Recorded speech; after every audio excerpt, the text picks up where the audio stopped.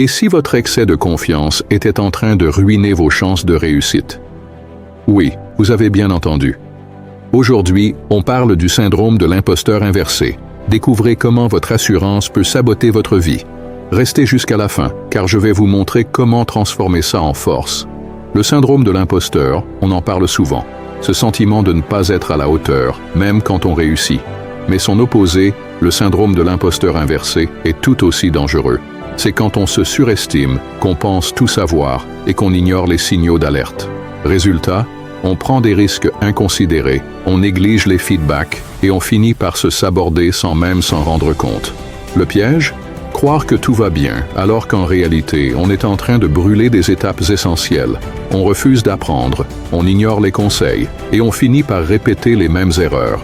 Pire, on peut perdre la confiance des autres parce qu'on donne l'impression de ne pas être à l'écoute.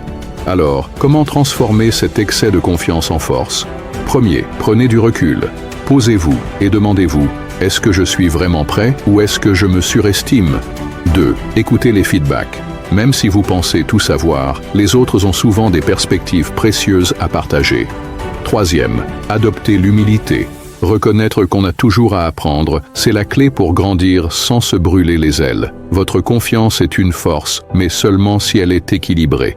Alors, la prochaine fois que vous sentez cette assurance monter, respirez, écoutez et apprenez. Parce que la vraie force, c'est de savoir quand ralentir pour mieux avancer. Si cette vidéo vous a parlé, likez, partagez et dites-moi en commentaire, est-ce que vous avez déjà vécu ce syndrome de l'imposteur inversé?